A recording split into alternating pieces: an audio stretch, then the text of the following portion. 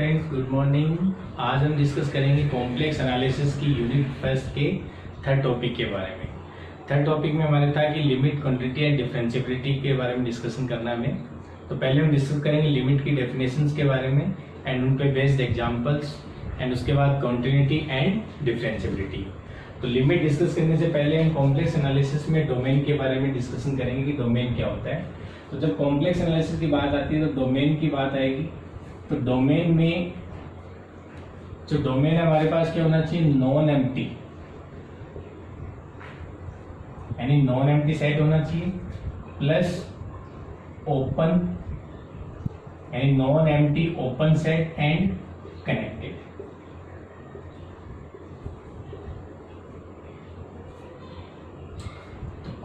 Complex के अंदर domain की बात करेंगे तो non empty and open and connected set होना चाहिए। ठीक है, अब इसके बाद हम डिस्कशन करते हैं लिमिट के बारे में। तो लिमिट की डेफिनेशन हम बचपन से पढ़ते आ रहे हैं, वही डेफिनेशन हम डिस्कस करेंगे पहले। तो लिमिट की डेफिनेशन क्या होती है कि अगर F D subset of C to C be a function and Z naught belongs to D dash, इन जेड नॉट क्या डी का लिमिट पॉइंट है, Z naught belongs to D dash और जेड नॉट इक्वल्स टू क्या होगा, X naught plus iota Y naught. और L क्या है, कोई कॉम्प्लेक्स नंबर एज्यूम कर रहे हैं। ठीक है, तो we say limit z tends to z naught f of z equals to l if. तो एप्सिलॉन डेल्टा वाली डेफिनेशन हम बचपन से पढ़ते आ रहे हैं, आप सबको याद भी हो गया, रियल में हमने पढ़ा भी है कि for any epsilon greater than 0, यानी for any epsilon greater than 0 there exist delta positive such that mod of f of z minus l less than epsilon whenever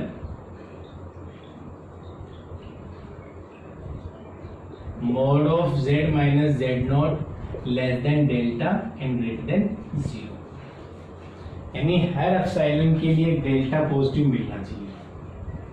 तो L क्या बन जाएगी इस फंक्शन की, लिमिट z नॉट पे। ठीक है, ये डेफिनेशन रियल में भी पढ़ते हैं वहां पे। तो ये डेफिनेशन सेम कॉम्प्लेक्स में भी होगा कि अगर D हमारा डोमेन जो होगा वो नॉन एम्प्टी सेट होगा, ओपन एंड कनेक्टेड सेट होगा।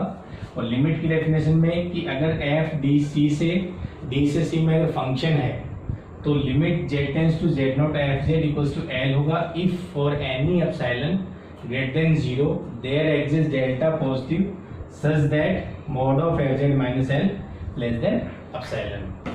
ठीक है, सेकंड डेफिनेशन डिस्कस करेंगे सीक्वेंशियल डेफिनेशन, क्योंकि सीक्वेंशियल डेफिनेशन भी हमारे एग्जाम में काफी यूजफुल होती है। तो उसको अप्लाई करना सीखना जरूरी है कि हम सीक्वेंस हमारे माइंड में कैसे आएगा, क्योंकि काफी सारे बच्चों को एक डाउट होता है कि सर आपको सीक्वेंस माइंड में आ जाता है लेकिन हमें कैसे पता चलेगा कि वो सीक्वेंस कौन सा होगा या कैसे हम एज्यूम करेंगे। तो वो हम देखते हैं। तो second definition sequential definition. Second definition है सीक्वेंशियल डेफिनेशन। सीक्वेंशियल डेफिनेशन क्या होगा कि F D subset of C to C be a function then limit z tends to z naught f of z equals to l if and only if for any sequence zn converge to z naught, यानी z naught पे converge होने वाली हर sequence की बात करेंगे। then sequence f of zn converge to L। इसका meaning क्या होगा कि Z नोट पे कन्वर्ज करने वाली हर सीक्वेंस की जो f ऑफ Zn सीक्वेंस बनेगी, यानी उसके फंक्शंस की जो सीक्वेंस होगी वो हमेशा कहाँ कन्वर्ज करेगी, L पे। तो L क्या बन जाएगी, उसकी लिमिट। ठीक है, अगर Z नोट पे कन्वर्ज करने वाली कोई भी सीक्वेंस है, अगर मान लो आपने कोई भी दो सीक्वेंस एज्यूम करी, दोनों Z नोट पे कन्वर्ज कर रही हैं, लेकिन उसकी जो f ऑफ Zn से जो सीक्वेंस बनी वो अगर मान लो L1 और L2 पे कन्वर्ज कर रही हैं या दो अलग अलग वैल्यू पे कन्वर्ज कर रही हैं, तो इसका मतलब लिमिट क्या होगा, डज नॉट एग्जिस्ट। ठीक है, तो यहाँ से सीक्वेंशियल डेफिनेशन से हम लिमिट डिस्कार्ड भी कर सकते हैं कि ये लिमिट नहीं हो सकती। अगर मान लो हमें क्लेम करना है कि एल कोई नंबर है वो उसका लिमिट है, तो अगर हमारे पास दो सीक्वेंस मिल जाए जो जेड नॉट पे कन्वर्ज कर रही है, लेकिन F of Z N one मान लो एक सीक्वेंस है और एक F of Z N two sequence है, तो Z N one Z N two जो दोनों सीक्वेंस है अगर वो जेड नॉट पे कन्वर्ज कर रही है, तो जो F of Z N one and F of Z N two है वो अगर एल वन एल टू पे कन्वर्ज कर रही है, इसका मतलब लिमिट क्या होगा, डज नॉट एग्जिस्ट। और यहाँ जो सीक्वेंस की बात करेंगे तो जेड एन जो सीक्वेंस होगा वो किस टाइप का होगा, A N plus iota B N type का, ठीक है, जहां पे A N and B N are real sequence, ना ए एन और बी एन क्या है, दोनों रियल सीक्वेंस है। तो इसका मतलब जो कॉम्प्लेक्स के अंदर हमें सीक्वेंस अलग से पढ़ने की जरूरत नहीं है, जो हमने रियल एनालिसिस में पढ़ा है सीक्वेंस के बारे में सारी वही प्रॉपर्टी यहाँ पे यूज होगी। अगर मान लो ए एन अगर किसी ए पे कन्वर्ज कर रहा है, बी एन अगर किसी बी पे कन्वर्ज कर रहा है, तो जो जेड एन सीक्वेंस है वो कहाँ कन्वर्ज कर जाएगा, ए प्लस आयोटा बी पे, ठीक है। तो सारे सेम प्रॉपर्टी रहेंगी, तो हम उसको डिस्कस नहीं कर रहे हैं क्योंकि हमने रियल में पढ़ा है सब कुछ, ठीक है।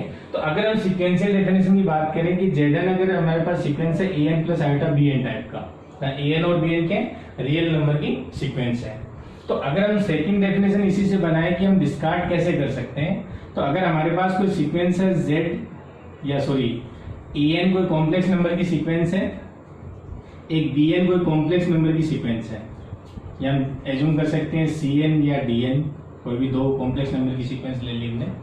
अगर ये दोनों सीक्वेंस जेड नोट पे कन्वर्ज कर रही हैं, तो जो एफ ऑफ सी एन, यानी जो हमारे पास सीक्वेंस बनेगी एफ ऑफ सी एन, अगर वो किसी एल वन पे कन्वर्ज करे and F of D N जो सीक्वेंस बन रही है वो अगर किसी एल टू पे कन्वर्ज करे और ये दोनों अगर नॉट इक्वल हैं, तो इसका मतलब क्या होगा, लिमिट डज नॉट एग्जिस्ट, यानी limit does not exist, limit does not exist. तो सीक्वेंशियल डेफिनेशन से हम डिस्कार्ड भी कर सकते हैं कि अगर हमारे पास दो कॉम्प्लेक्स नंबर की सीक्वेंस जो जेड नॉट पे कन्वर्ज कर रही है, लेकिन एफ ऑफ जेड एन जो सीक्वेंस है वो किसी एल वन पे कन्वर्ज कर जाए और एफ ऑफ सेकंड सीक्वेंस है वो अगर एल टू पे कन्वर्ज कर जाए, वो दोनों अलग अलग वैल्यू हैं, तो वहां से हम डिस्कार्ड कर सकते हैं कि जो एल हम क्लेम कर रहे हैं जो लिमिट होगा वो एल उसका क्या नहीं बनेगा, लिमिट नहीं बनेगा।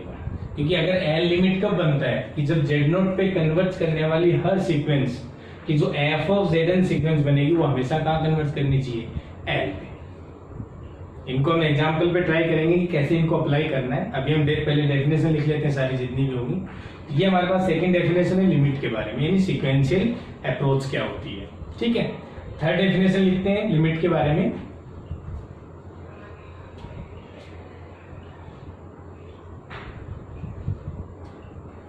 तो थर्ड डेफिनेशन लिखते हैं,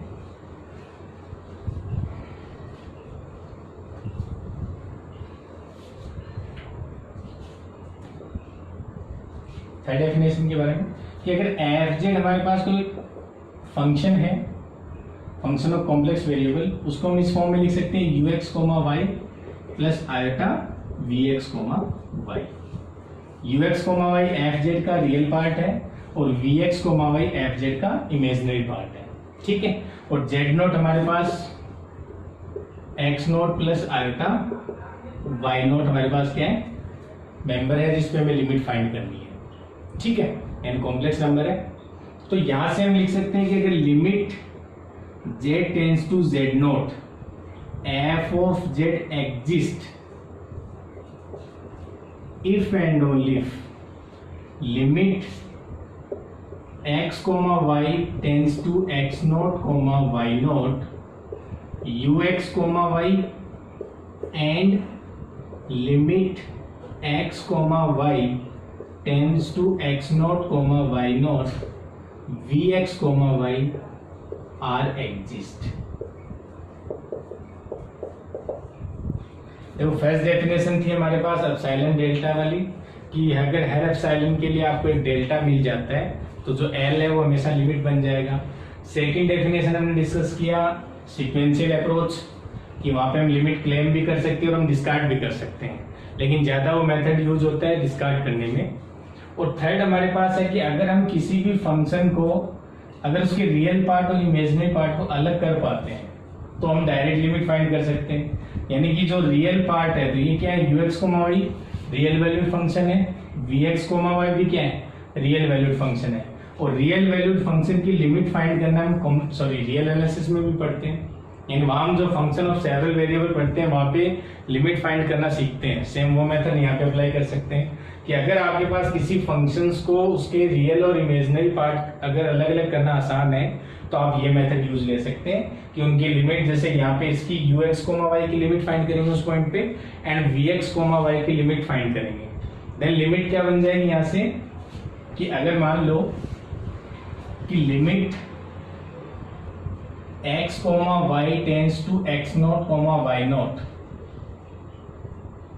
ux, y अगर a है limit and limit x, y tends to x0, y0, vx, y की लिमिट अगर मान लो b है तो यहां से हम क्लेम कर सकते हैं कि जो limit z tends to z0, जो f ऑफ z की लिमिट आएगी वो क्या आएगी, a प्लस आयोटा b। तो ये भी एक डेफिनेशन है लिमिट की जो हमें ध्यान रखना है। अब देखो, आप लिमिट किसी भी डेफिनेशन से फाइंड कर सकते हो। अगर लिमिट एग्जिस्ट कर रहा है तो इसका मतलब वो किसी भी डेफिनेशन से आप अप्लाई करो वो हमेशा एग्जिस्ट करेगा, यानी वो अप्लाई होगी डेफिनेशन। लेकिन फिर भी हमें एग्जाम में क्वेश्चन जल्दी करना है तो हमें पहले ये डिसाइड करना है कि किस डेफिनेशन से उस पर काम करें। तो हमें या तो देखो एप्सिलॉन डेल्टा वाला डेफिनेशन हमें एग्जाम में यूज नहीं लेना है, वहां पे आपको अप्रोच नहीं लगेगा एग्जाम के अंदर। लेकिन या तो आप सीक्वेंशियल डेफिनेशन अप्लाई करिए या सेकंड आप उसमें अगर रियल और इमेजिनरी पार्ट को अलग कर पा रहे हैं आसानी से तो आप ये मेथड यूज कर सकते हैं। यानी ux, vx, y को अलग कीजिए और उनकी लिमिट फाइंड करना हमें आता है। तो मैं उसको रिकॉल करवा देता हूँ एक बार कि हम ux, y और vx, y की लिमिट कैसे फाइंड करेंगे, जो हम रियल एनालिसिस में फंक्शन ऑफ सेवरल वेरिएबल में डिस्कस करते हैं।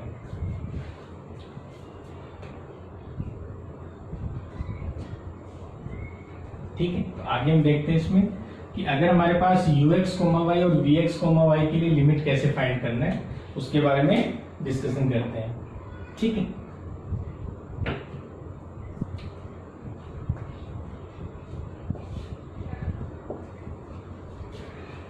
तो हमने देखा था कि रियल एनालिसिस में अगर अपने पास फंक्शन ऑफ सेवरल वेरिएबल में लिमिट फाइंड करते हैं तो वहां पे क्या मेथड होता है। जैसे मान लो यहाँ पे ux, y और vx, y ये रियल वैल्यूड फंक्शन है, तो वहां हम क्या करते हैं कि y इक्वल्स टू mx एक पाथ चूज कर सकते हैं।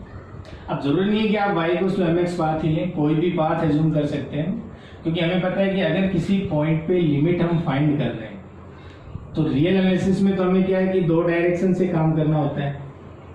लेकिन जब कॉम्प्लेक्स एनालिसिस टू वेरिएबल की बात करते हैं तो हर डायरेक्शन से हमें लिमिट फाइंड करनी होती है। अब हर डायरेक्शन से लिमिट फाइंड करनी है तो इसका किसी भी पाथ से आप आओ हमेशा लिमिट सेम आनी चाहिए, इसका मीनिंग ये होगा। तो अगर मान लो मैंने कोई पाथ एज्यूम किया y इक्वल्स टू mx, अगर y equals to mx path choose किया, अगर वो m पे डिपेंड कर जाए आपकी लिमिट अप्लाई करने पर अगर m पे डिपेंड कर रहा है तो इसका मतलब लिमिट डज नॉट एग्जिस्ट। कई बार क्या होता है कि जैसे y इक्वल्स टू mx हमने पुट किया लेकिन वो m पे डिपेंड नहीं करा, तो इसका मीनिंग ये नहीं है कि वहां लिमिट एग्जिस्ट कर जाएगा। हो सकता है कोई और पाथ हो जिससे वो लिमिट एग्जिस्ट नहीं कर रही हो, तो इसका मतलब हर पाथ तो यहाँ पे नहीं डिसाइड कर सकते ना कि हर पाथ को आप एज्यूम करो और उससे लिमिट चेक करो। तो ये जो मेथड होता है आप पाथ एज्यूम करते हो, ये डिस्कार्ड करने का मेथड होता है कि आपको चेक कर अगर कोई भी ऑप्शन में है कि ये लिमिट है या नहीं है तो हम वेरीफाई कर सकते हैं कि अगर वो लिमिट नहीं है इसका मतलब किसी न किसी पाथ पे डिपेंड करेगा वो। तो अगर हम इस पाथ से जा रहे हैं और वो लिमिट सेम नहीं आ रही, इसका लिमिट डज नॉट एग्जिस्ट। तो जो पाथ एज्यूम करते हैं y इक्वल्स टू mx हो सकता है, y equals to mx m square हो सकता है, या कुछ भी इस टाइप का पाथ ले सकते हैं। अगर m पे डिपेंड कर रहा है तो इसका मतलब लिमिट डज नॉट एग्जिस्ट। लेकिन साथ में ये ध्यान रखना जो गलती करते हैं अपन कि अगर y इक्वल्स टू mx लिया, मान लो m पे डिपेंड नहीं करा, तो इसका मीनिंग ये नहीं होगा कि वहां पे लिमिट एग्जिस्ट कर जाएगी, यानी हम फिर कोई अलग पाथ चूज करेंगे। तो उसके लिए हम सेकंड मेथड क्या यूज करते हैं कि अगर मान लो आपको कोई पाथ नहीं मिला और आप नई पाथ एज्यूम कर पाए, जो भी आपने पाथ एज्यूम किया उससे अगर लिमिट एग्जिस्ट कर जा रही है तो फिर भी हम क्लेम नहीं कर सकते यहाँ से कि लिमिट एग्जिस्ट करेगी। उसके लिए फिर हम क्या करते हैं कि x equals to R cos theta and y equals to R sine theta assume करते हैं। x equals to R cos theta and y equals to R sine theta. अगर आप थीटा से इंडिपेंडेंट हो, अगर लिमिट आपकी लिमिट फाइंड कर रहे हैं कि लिमिट r टेंड्स टू 0, अगर हमारी जो लिमिट फाइंड कर रहे हैं वो थीटा से इंडिपेंडेंट आ जाए, यानी थीटा पे डिपेंड नहीं कर रहा है, तो इसका मतलब लिमिट एग्जिस्ट। अगर थीटा से इंडिपेंडेंट है, थीटा पे डिपेंड नहीं कर रहा है, इसका मतलब लिमिट एग्जिस्ट। और अगर वो थीटा पे डिपेंड कर जा रहा है तो लिमिट डज नॉट एग्जिस्ट। तो इस मेथड से हम डायरेक्ट क्लेम कर सकते हैं कि लिमिट एग्जिस्ट करेगा या नहीं करेगा। अगर मान लो आपने अलग अलग थीटा लिया और उसकी लिमिट अलग अलग आ रही है तो हम डायरेक्ट बोल सकते हैं कि लिमिट डज नॉट एग्जिस्ट। लेकिन अगर मान लो थीटा पे डिपेंड नहीं कर रहा है वो, तो जो लिमिट आएगी वो उसकी क्या बन जाएगी, जो भी वैल्यू आएगी वो उसकी लिमिट बन जाएगी। तो यहाँ से ध्यान रखना है कि जो ये पाथ एज्यूम करते हैं ये हम डिस्कार्ड करने के लिए काम में लेते हैं और हमें क्लेम करना है कि लिमिट है या नहीं है। तो हम x equals to R cos theta और y equals to R sine theta assume करेंगे।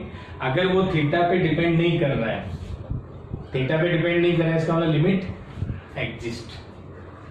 और अगर थीटा पे डिपेंड कर जा रहा है इसका मतलब जो भी थीटा चेंज करोगे तो लिमिट चेंज हो जाएगी उसकी वैल्यू, इसका मतलब लिमिट डज नॉट एग्जिस्ट। तो ये सारी अप्रोच थी लिमिट फाइंड करने के लिए। तो अभी हम कंटिन्यूटी की भी डेफिनेशन एक साथ लिख लेते हैं, फिर जितने भी एग्जांपल्स करेंगे उनमें लिमिट सीखेंगे पहले और फिर कंटिन्यूटी भी साथ में डिस्कस करेंगे। ठीक है, तो मैं इसके बाद कंटिन्यूटी डेफिनेशन लिख देता हूँ, फिर हम एग्जांपल्स करेंगे जिसमें लिमिट और कंटिन्यूटी हमें चेक करनी है। तो लिमिट की अप्रोच हमें ध्यान रखना है, ये सेम काम हम रियल में भी करते हैं, सीक्वेंशियल अप्रोच वहां भी हम डिस्कस करते हैं। और जो यहाँ पे सेकंड अप्रोच हमने जो अप्लाई करी है उसमें ux और vx जो फंक्शन, ये रियल वैल्यू फंक्शन है, तो ये भी हम वहाँ पे रियल में डिस्कस करते हैं। लेकिन यहाँ भी आपको इस पे क्वेश्चन मिलेगा एग्जाम के अंदर, तो या तो सीक्वेंशियल अप्रोच अपनाएं या सेकंड फिर या फंक्शंस को रियल पार्ट और इमेजिनरी पार्ट में अलग अलग करें और ये मेथड यूज कर सकते हैं आप। ठीक है, अगर मान लो उस पॉइंट पे u की लिमिट अगर एग्जिस्ट नहीं कर रही है, इसका मतलब fz की उस पॉइंट पे लिमिट एग्जिस्ट नहीं करेगी। ठीक है, तो अब डेफिनेशन लिखते हैं, कंटिन्यूटी की डेफिनेशन।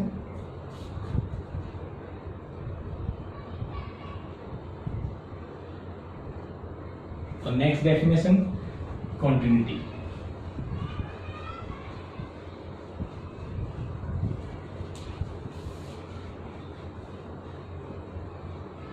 कंटिन्यूटी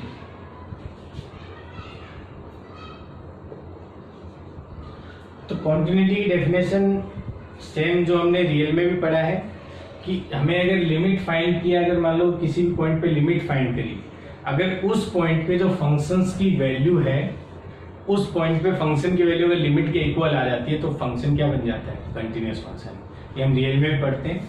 तो डेफिनेशन रिकॉल कर लेते हैं कि F D subset of C to C be a function, यानी एफ क्या है, डी से सी में एक फंक्शन है, and Z naught belongs to D, यानी वो क्या होना चाहिए, डी का मेंबर, क्योंकि उस पॉइंट पे हमें वैल्यू भी फाइंड करनी है, फंक्शन की वैल्यू क्या आएगी। तो Z naught belongs to D और जेड नॉट इक्वल्स टू क्या है, X naught plus iota Y naught. तो F is continuous at Z equals to Z naught if, यानी एफ है वो जेड नॉट पे कंटिन्यूअस होगा if limit z tends to z naught f of z equals to f of z naught, यानी उस point पे जो functions की लिमिट आएगी वो उस पॉइंट पे फंक्शन की क्या होनी चाहिए, वैल्यू इक्वल होनी चाहिए, तो फंक्शन क्या बन जाएगा, कंटिन्यूअस फंक्शन। सेकेंड डेफिनेशन हम ये वहां ये भी लिखते हैं कि अगर z naught belongs to d minus D dash है, उसका अगर आइसोलेटेड पॉइंट है तो उस पर भी हमेशा फंक्शन क्या होगा, कंटिन्यूअस होगा। तो ये डेफिनेशन रियल में पढ़ते हैं, सेम यहाँ भी अप्लाई कर सकते हैं। थर्ड डेफिनेशन लिखते हैं यहाँ पे,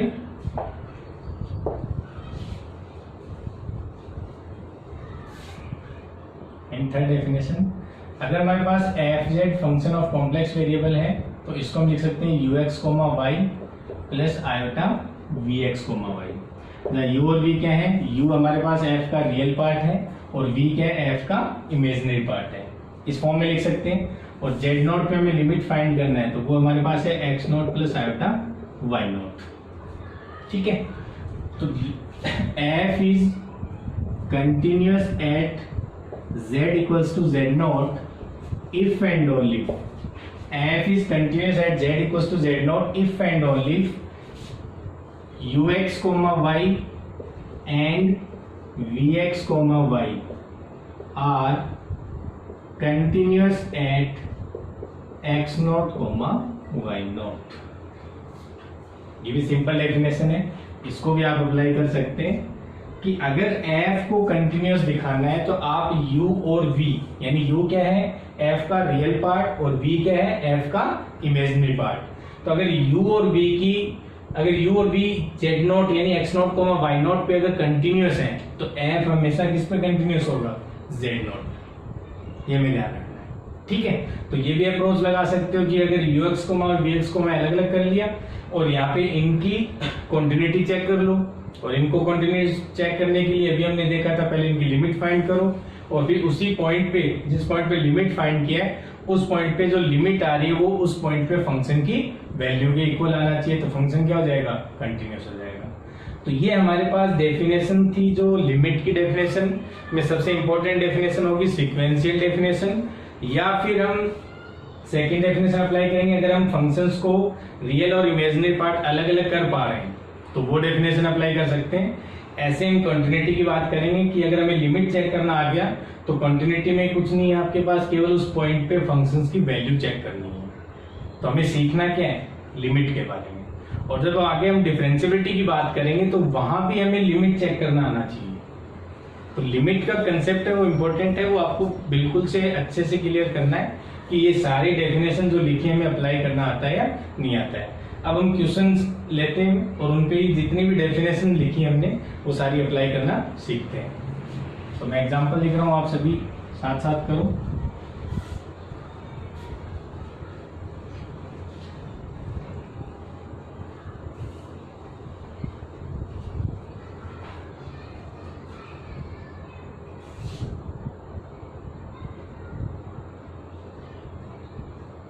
एग्जाम्पल फर्स्ट, पहले सिंपल एग्जाम्पल लेते हैं। Limit z tends to 0 z upon z bar. Second example, limit z tends to 0 z bar upon z। ये सिंपल एग्जाम्पल है। Limit z tends to 0 z square minus plus z bar square upon real part of z plus imaginary part of z। तो पहले इनको देखते हैं इसके बारे में। फिर लिमिट z टेंस टू 0 या फिर limit x coma y tends to 0,0 x into Y X square minus Y square upon X square plus Y square. इनकी लिमिट चेक करना सीखते हैं हम वन बाय वन करके।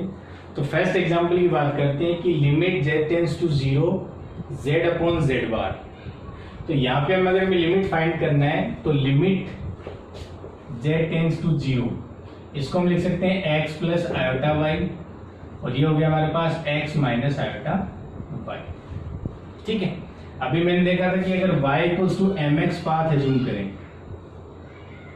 तो पाथ एज्यूम कर रहे हैं तो हम इससे लिमिट डिस्कार्ड कर सकते हैं, यहाँ से हम प्रूफ नहीं कर सकते कि लिमिट क्या आने वाली है। तो अगर मैंने y equals to mx path choose किया तो इसमें अगर पुट करेंगे तो क्या आएगा, लिमिट z टेंस टू 0 यानी x coma y tends to 0,0, यहाँ से क्या बन जाएगा x plus iota mx upon x minus iota mx।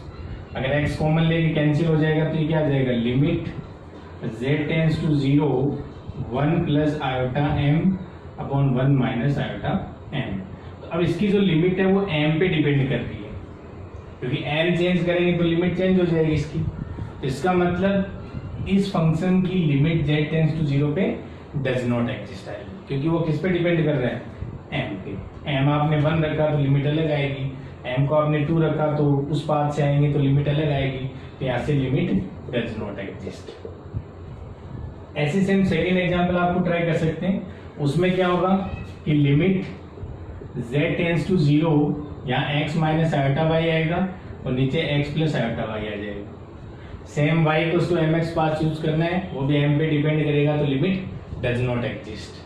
Third example देखते हैं।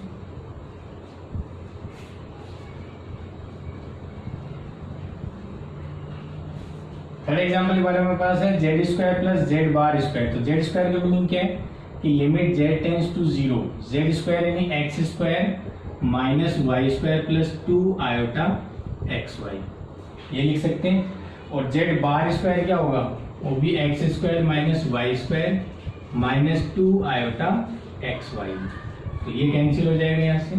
अपॉन क्या है, रियल पार्ट ऑफ जेड यानी X, imaginary part of Z यानी वाई, तो एक्स प्लस वाई, ये लिख सकते हैं। यहां से लिख सकते हैं limit z tends to 0 to X square minus Y square upon X plus Y, ये लिख सकते हैं। यहां से इसको हम x minus Y into X plus Y लिख सकते हैं, तो x प्लस वाई से x प्लस वाई कैंसिल हो जाएगा, तो यहां से लिमिट क्या आ जाएगी, यानी limit z tends to 0 x minus Y into 2, तो ये लिमिट क्या आ गई आपकी 0, लिमिट क्या आएगी 0। तो इसका मतलब इस फंक्शन की 0 पे लिमिट क्या आएगी 0। अगर फंक्शन की वैल्यू दे रखी होती है, अगर 0 पे 0 है तो फंक्शन कंटिन्यूअस होता, और अगर 0 पे 0 वैल्यू के अलावा अगर कोई फंक्शन वैल्यू अलग ले रहा है तो वहां पे लिमिट फंक्शन नॉट कंटिन्यूअस हो जाता। ठीक है, ये वेरीफाई करना है। अब हमारे पास नेक्स्ट एग्जांपल है कि limit x into Y X square minus Y square. जैसे हमारे पास है limit x comma Y tends to 0 comma 0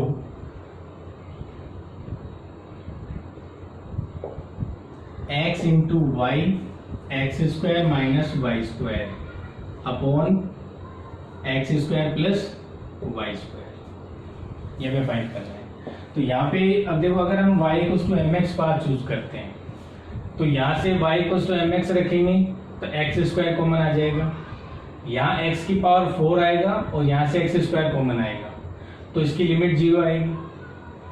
लेकिन एक पाथ चूज करने से हम ये नहीं कह सकते उसकी लिमिट हमेशा 0 आएगी, क्योंकि हमें हर पाथ से उसकी लिमिट फाइंड करनी है। तो हम क्या करेंगे यहाँ पे कि अगर मैं x equals to R cos theta and y equals to R sine theta use किया है, x equals to R cos theta and y equals to R sine theta, तो यहाँ पे क्या बनेगा, limit r tends to 0 x यानी r cos theta r sine theta into यहाँ से क्या हो जाएगा r square cos square theta minus r square sine square theta upon R square cos square theta और plus R square sine square theta. तो यहां से हमारे पास लिमिट r टेंस टू 0, देखो r टू द पावर 4 बाहर आ जाएगा क्योंकि आर स्क्वायर यहाँ से कॉमन ले लेंगे, तो ये हो गया cos of theta into sine of theta, into में आएगा कोस square theta minus sign square theta upon यहाँ आर स्क्वायर कॉमन लेंगे तो ये क्या होगा, कोस square theta plus sign square theta, ये हमारे पास वैल्यू क्या आ जाएगी 1। अब देखो थीटा पे डिपेंड नहीं कर रहा है, आप आर स्क्वायर से आर स्क्वायर कैंसिल कर दिया तो यहाँ आर स्क्वायर की टर्म है, तो ये वैल्यू 0 हो जाएगी।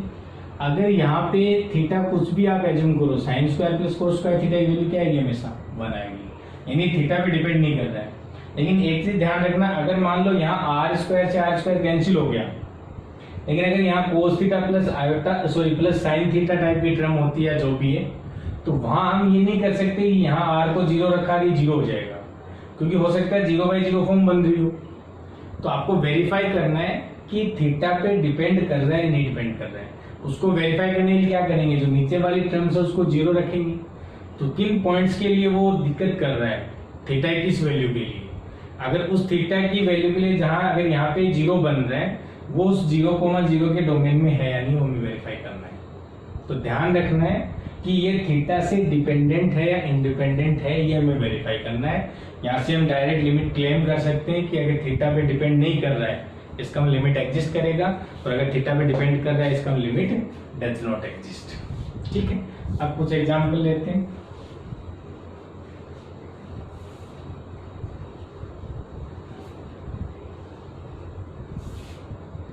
नेक्स्ट एग्जाम्पल है हमारे पास principal argument of Z. Principal argument of Z, और इसकी लिमिट फाइंड करनी है z टेंड्स टू 0 पे, limit z tends to 1 principal argument of z। ठीक है, वो प्रिंसिपल आर्गुमेंट हमने फाइंड करना सीखा था फर्स्ट वीडियो लेक्चर में।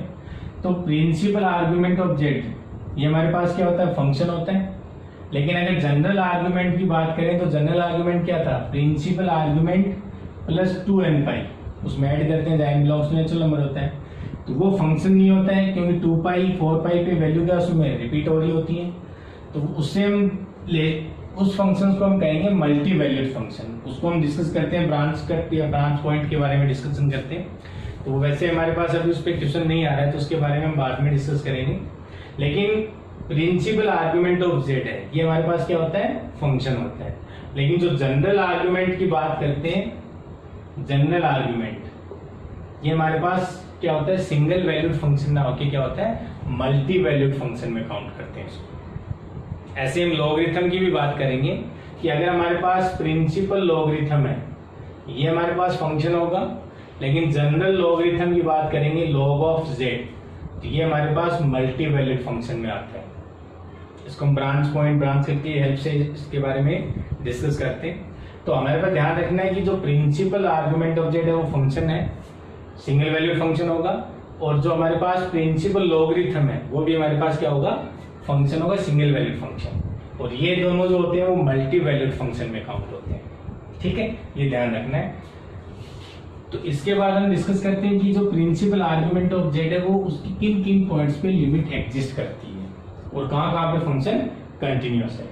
ऐसे limit z tends to iota principal argument of z, limit z tends to -1 principal argument of z, इन सब पे हमें लिमिट फाइंड करना है। ठीक है, अब हम डिस्कस करेंगे क्वेश्चंस को।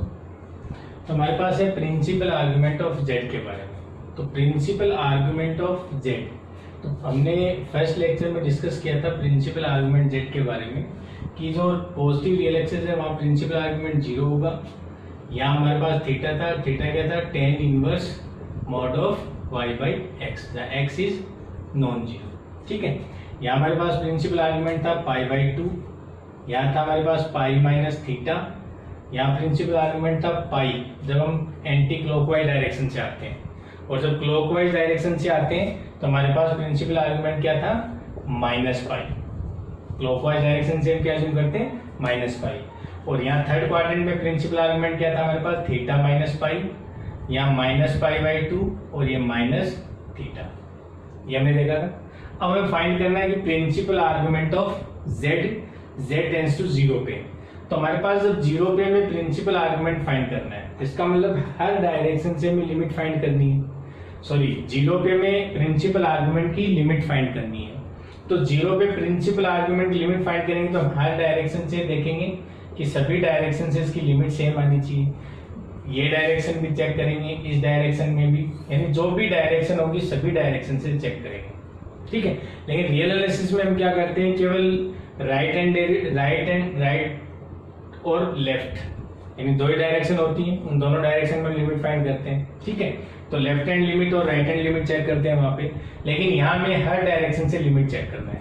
तो यहाँ जब हम प्रिंसिपल आर्गुमेंट ऑफ जेड है उसकी 0 पे लिमिट फाइंड करेंगे, तो 0 पे लिमिट फाइंड करने का मतलब क्या है कि अगर हम एक सीक्वेंस एज्यूम करें 1/n, ये हमेशा 0 पे कन्वर्ट करेगा, और अगर एक सीक्वेंस लेते हैं -1/n, ये भी हमेशा 0 पे कन्वर्ट करेगा। लेकिन जो f ऑफ 1/n जो सीक्वेंस है और एक एफ ऑफ -1/n जो हमारे पास सीक्वेंस होगी वो कहाँ कन्वर्ट करेगा, ये हमें वेरीफाई करना है। तो जैसे हम 1/n यानी पॉजिटिव नंबर्स है, पॉजिटिव रियल नंबर है, तो यहाँ पे प्रिंसिपल आर्गुमेंट क्या आएगा 0, तो ये हमेशा 0 पे कन्वर्ट करेगा। लेकिन जैसे ही हम f ऑफ -1/n की बात करेंगे नेगेटिव रियल एक्सिस पे, तो यहाँ प्रिंसिपल आर्गुमेंट क्या आएगा, या तो पाई होगा या फिर -पाई। तो 0 और पाई दोनों क्या है, नॉट इक्वल है, तो लिमिट डज नॉट एग्जिस्ट। तो ये ध्यान रखना है कि हमें यहाँ लिमिट फाइंड करने के लिए हर डायरेक्शन से लिमिट चेक करना है, और अगर हर डायरेक्शन से लिमिट अगर सेम, हर पाथ से लिमिट सेम आ रही है तो इसका लिमिट एग्जिस्ट करेगी, वरना लिमिट डज नॉट। तो ये सीक्वेंशियल अप्रोच से हम डिस्कार्ड कर सकते हैं कि 0 पे लिमिट डज नॉट। तो प्रिंसिपल आर्गुमेंट ऑफ z की 0 पे लिमिट क्या आएगी, डज नॉट एग्जिस्ट। अब हमें वेरीफाई करना है कि 1 पे प्रिंसिपल आर्गुमेंट की लिमिट क्या आएगी। तो 1 हमारे पास यहाँ होगा किस, अगर हम इस पे लिमिट फाइंड करेंगे तो हर डायरेक्शन से हमें यहाँ लिमिट चेक करना है, इस डायरेक्शन से। ये हम देख सकते हैं कि थीटा यानी 1 पे चेक करना है, तो z इक्वल्स टू हमारे पास 1 है। तो अगर z नोट हमारे पास 1 है तो यहाँ पे जो x नोट की वैल्यू क्या आएगी 1 और y नोट की वैल्यू क्या आएगी 0। यानी इसके बाद जब थीटा हम फाइंड करेंगे प्रिंसिपल आर्गुमेंट, तो हमारे पास y क्या है 0, x क्या है 1, ये क्या बन जाएगा 0। यानी कि प्रिंसिपल आर्गुमेंट क्या आ रहा है यहाँ पे, थीटा क्या आ रहा है हमारे पास 0 आ रहा है 1 पे, किसी भी डायरेक्शन से आ सकते हैं अपन। तो अगर हम किसी भी डायरेक्शन से आएंगे तो यहाँ पे हमारे पास वैल्यू क्या आएगी, हमेशा 1 के ऊपर लिमिट क्या आएगी 0। और जो 1 पे लिमिट 0 आ रही है और प्रिंसिपल आर्गुमेंट की 1 पे वैल्यू भी क्या है, वो भी 0 है। एंड प्रिंसिपल आर्गुमेंट तो 1 क्या होता है, हमेशा 0 होता है। तो 1 पे लिमिट भी एग्जिस्ट कर रहा है, लिमिट क्या आएगी यहाँ पे 0, और इसमें वैल्यू भी इसके इक्वल आ रही है, तो फंक्शन क्या हो गया कंटिन्यूअस। तो जो प्रिंसिपल आर्गुमेंट ऑफ z है वो 1 पे क्या है, कंटिन्यूअस है। ऐसे आयोटा पे चेक कर सकते हैं। तो आयोटा पे प्रिंसिपल आर्गुमेंट क्या आएगा, आयोटा प्रिंसिपल आर्गुमेंट हमारे पास क्या आता है π/2। तो आप किसी भी डायरेक्शन से जाएंगे हमेशा यहाँ पे वैल्यू क्या आएगी, यानी आप इस डायरेक्शन से जाओ, किसी भी डायरेक्शन से जाओ, हमेशा वैल्यू क्या आएगी π/2। तो इसका मतलब यहाँ पे लिमिट क्या आएगी π/2, और जो आयोटा है वहां प्रिंसिपल आर्गुमेंट की वैल्यू भी क्या है हमारे पास π/2 है। तो इसका मतलब आयोटा भी क्या है, फंक्शन कंटिन्यूअस है। ऐसे -1 पे जब बात करेंगे तो -1 हमारे पास कहाँ होगा, यहाँ कहीं होगा -1। यानी आपको किसी भी डायरेक्शन में जाओ तो लिमिट हमेशा सेम आनी चाहिए। अगर लिमिट सेम आ रही है तो इसका मतलब लिमिट एग्जिस्ट करेगी, और अगर आप जो लिमिट पाथ पे डिपेंड कर रही है तो लिमिट डज नॉट एग्जिस्ट। लेकिन जब -1 की बात करेंगे तो हम इस डायरेक्शन से जब आ रहे हैं तो हमारे पास लिमिट आ रहा है पाई, और इस डायरेक्शन से जा रहे हैं तो हमारे पास लिमिट क्या आ रही है -पाई। तो पाई और -पाई दोनों इक्वल नहीं होते। तो डायरेक्शन पे डिपेंड कर रहा है ना कि अगर हम इस पाथ से आते हैं तो लिमिट हमारे पास यहाँ क्या आता है पाई, और अगर इस पाथ से जाते हैं -1 पे तो लिमिट क्या आ रही है हमारे -पाई, तो लिमिट डज नॉट एग्जिस्ट। लेकिन यहाँ से हम ये देख सकते हैं कि 0 पे लिमिट डज नॉट एग्जिस्ट। इसके अलावा जो भी नेगेटिव रियल एक्सिस होगा वहां पे हमारे पास प्रिंसिपल आर्गुमेंट चेंज होता है। क्यों, क्योंकि जैसे ही हम एंटी क्लॉकवाइज डायरेक्शन से आते हैं तो इस पाथ से जब आएंगे तो हमारे पास लिमिट पाई आएगी, और इस पाथ से जाएंगे तो हमारे पास लिमिट क्या आएगी -पाई। बाकी हर पॉइंट पे हमारे पास प्रिंसिपल आर्गुमेंट सेम रहेगा। जो प्रिंसिपल आर्गुमेंट आता है उस पॉइंट पे वही उसकी लिमिट आती है, तो फंक्शन क्या हो जाता है कंटिन्यूअस। तो हमें ध्यान क्या रखना है, जो प्रिंसिपल आर्गुमेंट ऑफ z है वो कहां पे कंटिन्यूअस होगा, c माइनस इंफिनिटी से 0, इन पॉइंट्स पे फंक्शन क्या है कंटिन्यूअस है। इन पॉइंट्स पे फंक्शन क्या होगा हमारे पास कंटिन्यूअस। यानी कहां दिक्कत आएगी, नेगेटिव रियल एक्सिस पे और 0 पे। इसके अलावा हर पॉइंट पे फंक्शन क्या है कंटिन्यूअस भी है, और कंटिन्यूअस है तो लिमिट भी एग्जिस्ट करेगी। तो c माइनस इंफिनिटी से 0, अगर ये पॉइंट्स हम स्किप कर देंगे तो बाकी हर कॉम्प्लेक्स नंबर पे फंक्शन क्या है हमारे पास कंटिन्यूअस है। ठीक है, ऐसे हम बात करते हैं प्रिंसिपल लॉगरिथम की। तो सेम ये क्वेश्चन यहाँ हो सकता है, principal logarithm log of z। हमने देखा था प्रिंसिपल लॉगरिथम क्या होता है, principal logarithm log of mod of z plus iota principal argument of z। ये लिखते हैं प्रिंसिपल लॉगरिथम फंक्शन होता है, लेकिन जब जनरल लॉगरिथम की बात करते हैं तो वो मल्टी वैल्यूड फंक्शन हो जाता है। अब हमें इसकी चेक करना है कि ये लिमिट एग्जिस्ट करेगा या नहीं करेगा। तो इस फंक्शन की लिमिट एग्जिस्ट करेगी हमेशा, क्योंकि मॉड ऑफ जेड का मीनिंग क्या है, यानी 1/2 log of X square plus Y square. जो भी इसकी लिमिट आएगी वही फंक्शंस की वैल्यू आ जाएगी। हमें चेक करना है कि अगर ये ux कोमा y हो गया हमारे पास, ये vx कोमा y हो गया, ठीक है। तो इसकी लिमिट की जब बात करेंगे तो प्रिंसिपल आर्गुमेंट की लिमिट कहाँ एग्जिस्ट करती है। अभी हमने देखा था कि -∞ से 0 ये पॉइंट स्किप कर दें तो बाकी हर पॉइंट पे फंक्शन की लिमिट एग्जिस्ट करती है। तो यहाँ से हम डायरेक्ट लिख सकते हैं जो प्रिंसिपल लॉगरिथम है वो c माइनस इंफिनिटी से 0 इन्हीं पॉइंट्स पे क्या हो जाएगा, कंटिन्यूअस हो जाएगा। क्योंकि ये ux कोमा y हो गया हमारे पास, ये vx कोमा y, ये हमने अभी वेरीफाई किया है। और इसको हम लिख सकते हैं 1/2 log of X square plus Y square. इसको हम वेरीफाई कर सकते हैं लिमिट एग्जिस्ट करेगी या नहीं करेगी। तो ये हमारे पास क्या आ गया, फंक्शंस की जो वैल्यू आए और इस पॉइंट पे जो वैल्यू आएगी और इस पॉइंट्स पे जो वैल्यू आएगी, ये वैल्यू हमेशा क्या होगी, यानी जो फंक्शंस की वैल्यू होगी वो इसकी क्या आ रही है, लिमिट आ रही है। तो ये हमारे पास जो प्रिंसिपल लॉगरिथम ऑफ z है वो भी c माइनस इंफिनिटी से 0 पे हमेशा क्या होता है, फंक्शन कंटिन्यूअस होता है, ठीक है। तो ये हमें ध्यान रखना है कि प्रिंसिपल लॉगरिथम और प्रिंसिपल आर्गुमेंट ये दोनों फंक्शंस होते हैं और ये हमेशा c माइनस इंफिनिटी से 0, अगर ये पॉइंट्स की मैंने नेगेटिव रियल एक्सिस और 0 अगर हटा दें तो बाकी सारे कॉम्प्लेक्स नंबर्स पे ये फंक्शन क्या होते हैं, कंटिन्यूअस होते हैं। तो इन दोनों को ध्यान रखना है, एग्जाम में पूछे जाते हैं, ठीक है। तो इसको हम वेरीफाई कर सकते हैं आराम से, क्योंकि ये अभी हमने करा है इसके बारे में, ठीक है। तो नेक्स्ट एग्जाम्पल लेते हैं।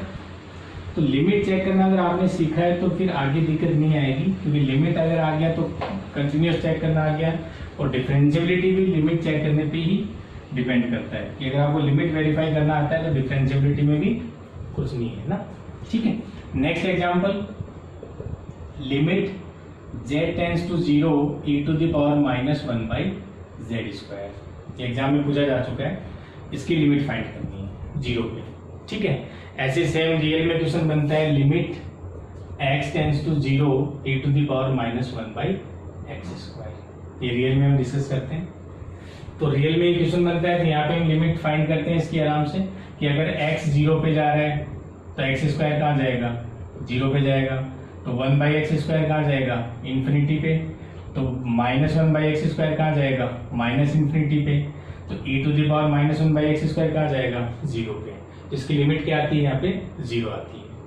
इन कोई भी सीक्वेंस लेंगे हम, अगर कोई सीक्वेंस अगर n है या 1/n टाइप की सीक्वेंस है, वो कहाँ कन्वर्ट कर रही है, 0 पे। सीक्वेंशियल डेफिनेशन लगा सकते हैं ना कोई भी। तो इसका मतलब यहाँ पे जो लिमिट आती है वो हमेशा क्या आएगी, अगर कोई भी सीक्वेंस एज्यूम करेंगे, अगर 1/n टाइप की सीक्वेंस है, ये 0 पे जा रही है, और 1/n² है वो भी हमेशा कहाँ जाएगी, 0 पे। और -1/n², यानी या हम ये कह सकते हैं कि अगर 1/n और n टेंड्स टू इंफिनिटी पर अगर फाइंड करना है तो लिमिट क्या आएगी इसकी, 0। और 1/n² की लिमिट क्या आएगी, 0। तो यहाँ पे इसकी लिमिट क्या आ जाएगी, ऐसी लिमिट फाइंड कर सकते हैं ना। तो इसका मतलब जब हम यहाँ पे रियल एनालिसिस में बात करते हैं तो इसकी लिमिट एग्जिस्ट करती है, और लिमिट क्या आती है, हम इस बार लिमिट फाइंड कर सकते हैं ना ऐसे। तो 1 यानी इसकी लिमिट आती है हमारे पास 0। लेकिन जब हम कॉम्प्लेक्स एनालिसिस में बात करेंगे यहाँ पे, तो यहाँ पे हमें लिमिट फाइंड करना है। तो यहाँ लिमिट फाइंड करेंगे तो यहाँ अगर हम एक सीक्वेंस लें 1/n, ये कहाँ कन्वर्ट कर रहे हैं, 0 पे। एक i/n सीक्वेंस ले, ये कहाँ कन्वर्ट कर रहे हैं, 0 पे। तो जो f ऑफ 1/n है, f ऑफ 1/n का मीनिंग क्या होगा यहाँ पे, f ऑफ 1/n, इसकी लिमिट फाइंड करनी है। और यहाँ f ऑफ i/n की लिमिट क्या है। तो जैसे 1/n की बात करेंगे तो क्या हो जाएगा कि limit n tends to infinity, ये बन जाएगा e to the power -z², यानी कि यहाँ से हो जाएगा n²। सीक्वेंशियल डेफिनेशन लगा दी हमने। तो limit n tends to infinity भी क्या होगा, e पावर -इंफिनिटी, तो ये कहाँ कन्वर्ट करेगा, 0 पे। तो यानी f ऑफ 1/n 0 पे कन्वर्ट कर रहा है। लेकिन जब f ऑफ i/n अप्लाई करेंगे तो ये क्या बन जाएगा, देखो यहाँ पे कि limit n tends to infinity limit n tends to infinity, और ये e to the power minus minus क्या हो जाएगा प्लस, क्योंकि स्क्वायर करेंगे तो यहाँ क्या आएगा -1, तो ये हो जाएगा +n स्क्वायर, और ये लिमिट क्या आएगी इन्फिनिटी।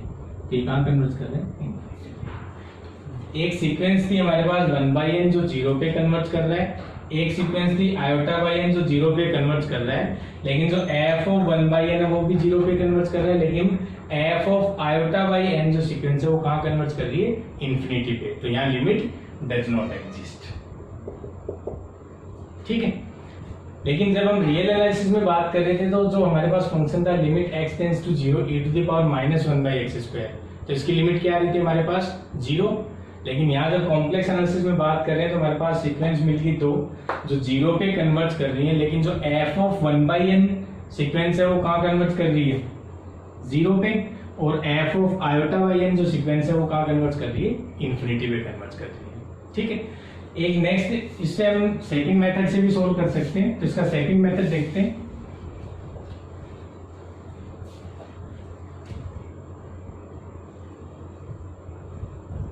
सेकंड मेथड हमारे पास है कि अगर हम z equals to r e की पावर आयोटा थीटा एज्यूम करें, z equals to r e की पावर आयोटा थीटा, तो अगर हमारे पास limit r tends to 0 function case में कन्वर्ट हो जाएगा e to the power -1/r² e to the power 2 iota theta, ये लिख सकते हैं।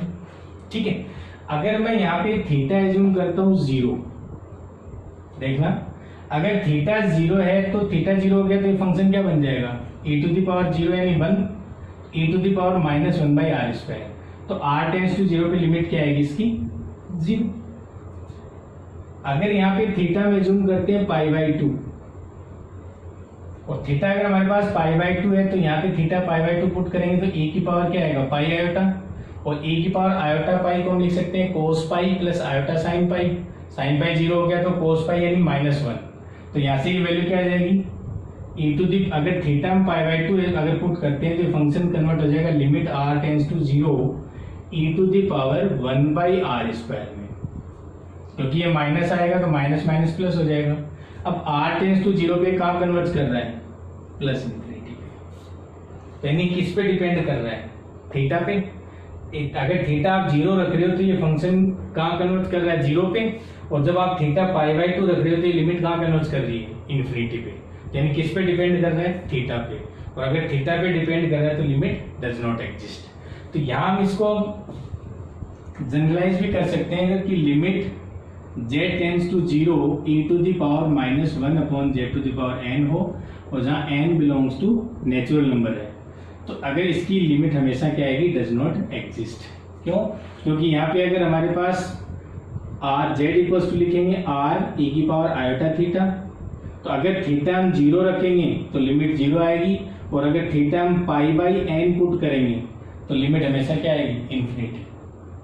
तो थीटा पे हमेशा डिपेंड करेगा कि नहीं करेगा, तो जो n ले रहे हो वो थीटा π/n हमारे पास थीटा सेकंड थीटा ले सकते हैं, तो हमेशा किस पे डिपेंड कर रही है थीटा पे, और थीटा पे अगर डिपेंड कर रही है तो लिमिट डज नॉट एग्जिस्ट। तो ये ध्यान रखना है कि आप सीक्वेंशियल अप्रोच भी लगा सकते हैं, और सीक्वेंस देखो ये नहीं है कि ऐसा नहीं सोचना चाहिए, कुछ स्टूडेंट सोचते हैं कि सर हमारे माइंड में ये सीक्वेंस कैसे आएंगी, ऐसी कोई सीक्वेंस नहीं होगी, कोई बना के रखी हुई है वो हमें पता नहीं है, हमारे माइंड में आ नहीं रही है। नॉर्मल सीक्वेंस होती है कि हमारे पास फंक्शन देख के हम एज्यूम कर सकते हैं। साइन की बात कर रहा है तो हमें पता है कि 1/n उन पे n पाई की वैल्यू हम फाइंड कर सकते हैं। कोस की बात कर रहे हैं तो 2n + 1 π/2 टाइप का ले लिया, 0 पे जा रहा है तो 1/n टाइप का ले लिया, i/n टाइप के ले लिए, तो यही सीक्वेंस है 1/n² ले लिया, कहीं i/n² ले लिया, -1/n² ले लिया, तो सीक्वेंस यही होती है। ऐसी कोई स्पेशल सीक्वेंस नहीं बनी है कि वो हमें माइंड में नहीं आएगी, वो यहाँ एज्यूम करनी है। आप जितने भी नंबर ऑफ क्वेश्चंस करेंगे जहाँ सीक्वेंशियल डेफिनेशन अप्लाई करेंगे तो आप देखना ये कोई 7-8 सीक्वेंस है, उसी टाइप की सीक्वेंस हमारे यूज में आती है। ठीक है, तो लास्ट एक एग्जाम्पल और देखते हैं। तो लिमिट इसकी क्या आएगी does not exist. Next example देखते हैं कि limit z tends to 0 z sin 1/z, और इसको हम रियल एनालिसिस में भी देखते हैं कि limit x tends to 0 x sin 1/x। सबको पता होगा ये 0 पे फंक्शन क्या होता है कंटिन्यूअस होता है तो लिमिट भी एग्जिस्ट करती है।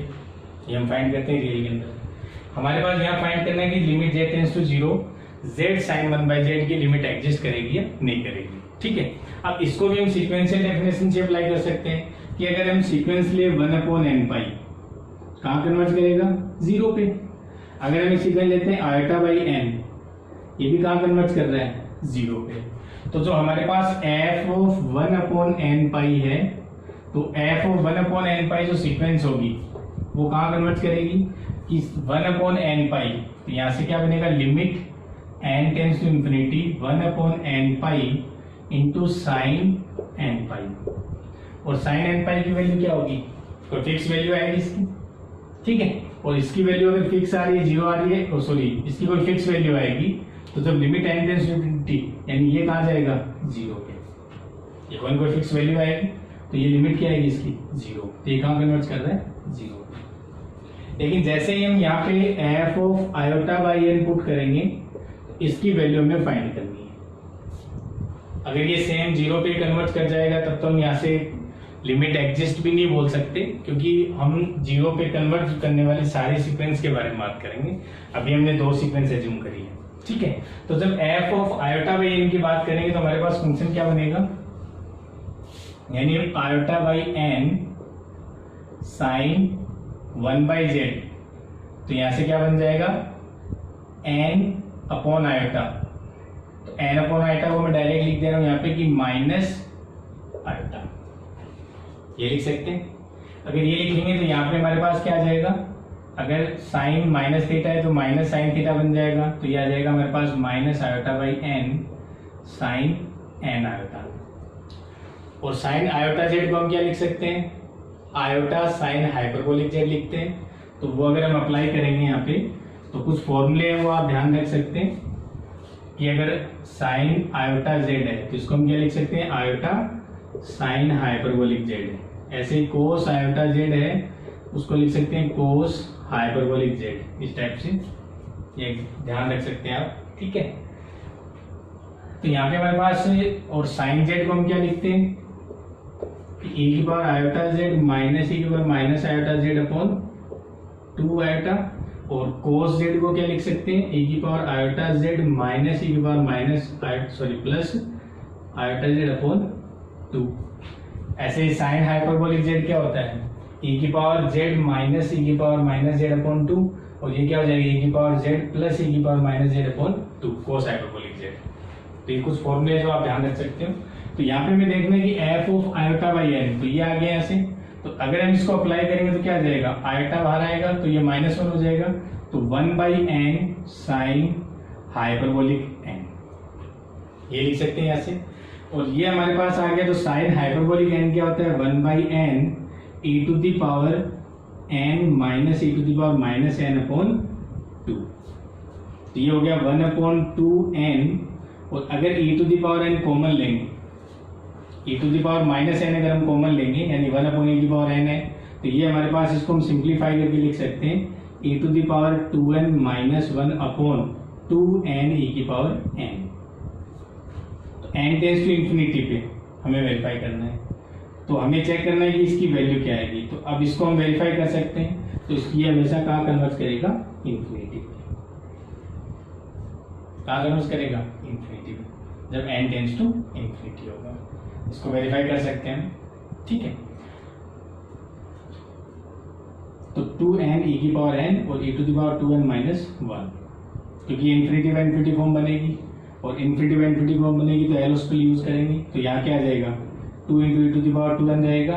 यहाँ क्या आ जाएगा n, तो वेरीफाई कर सकते हैं कहाँ जाएगा, इंफिनिटी पे जाएगा। ठीक है, तो अब जब हमने एक सीक्वेंस 1/n पाई लिया तो वो 0 पे कन्वर्ट कर रहा था। आयोटा बाई n सीक्वेंस लिया वो भी 0 पे कन्वर्ट कर रहा था। लेकिन f ऑफ 1/n पाई है, f ऑफ 1/n पाई वो कहाँ कन्वर्ट कर रहा था, 0 पे। लेकिन जो f of iota by n है वो कहाँ कन्वर्ट कर रहा है, इंफिनिटी पे। तो लिमिट डज नॉट एग्जिस्ट। ठीक है, तो ये हमारे कुछ क्वेश्चंस थे जो हमने लिमिट फाइंड करना सीखा और कंटिन्यूटी सीखा। अब हम नेक्स्ट अभी लेक्चर में डिस्कस करेंगे डिफरेंशिएबिलिटी के बारे में। ठीक है, तो आप इन पे क्वेश्चंस ट्राई करना, बाकी लिमिट के क्वेश्चंस और कंटिन्यूटी चेक करना, जो भी आपके पास क्वेश्चन है तो आपको ध्यान रखना है कि या तो आप सीक्वेंशियल डेफिनेशन अप्लाई करो उस पर, या फिर हमारे पास उस फंक्शंस को रियल पार्ट और इमेजिनरी पार्ट अलग अलग करना आना चाहिए, ताकि हम उस पर डायरेक्ट अप्लाई कर सकें कि उसके रियल पार्ट की वैल्यू फाइंड करें, यानी ux, vx, y। अगर ux, vx, y की अगर लिमिट एग्जिस्ट कर रही है तो f की लिमिट हमेशा एग्जिस्ट करेगी। ठीक है, तो सीक्वेंशियल डेफिनेशन और उसको रियल पार्ट और इमेजिनरी पार्ट अलग अलग करके लिमिट फाइंड करना, और ऐसे हमारे पास कंटिन्यूटी चेक करना है। तो ये आपके पास माइंड में अप्लाई करना है, आपको सारे क्वेश्चंस पे अप्लाई करके देखना है। जैसे मैंने आप ट्राई किया यहाँ पे, अब आप जो भी क्वेश्चंस उठाओ किसी भी बुक से आप क्वेश्चंस ले सकते हो, वो आपको अप्लाई करके देखना है। ठीक है, थैंक यू फ्रेंड्स।